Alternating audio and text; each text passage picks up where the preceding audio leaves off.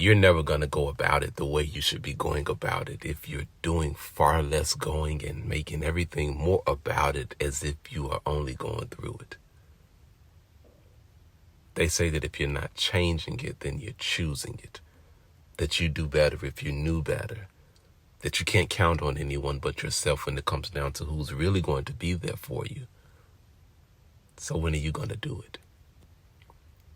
And this ain't about doing right, doing good, doing what you think is best, or doing what they say that you are supposed to.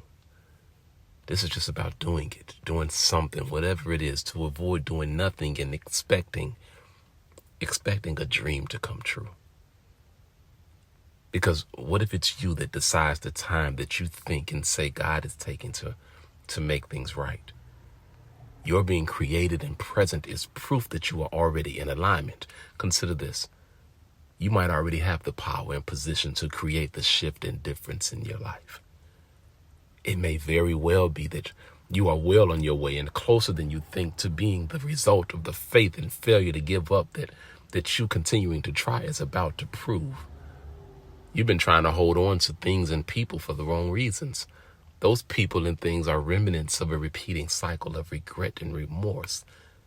And that's what you are about to lose. You are about to move into a mold that makes much more sense than mediocrity, misfortune, and the misery that the madness of this not making sense has had you holding on to.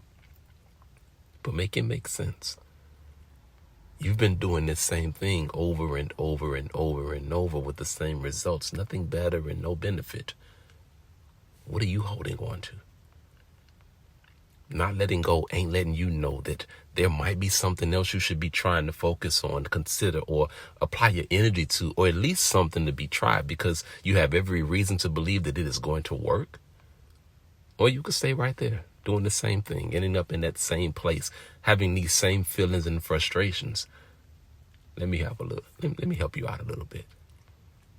It is going to hurt. You're going to make them mad or you mad. You're going to break their heart or yours.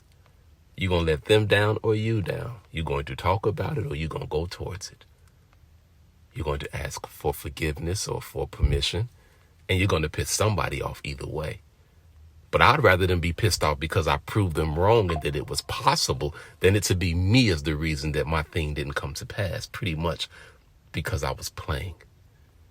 Because I was listening to people that had no idea or insight as to the vision and very specific plan and instructions that God had given me, along with every tool I needed to make it happen.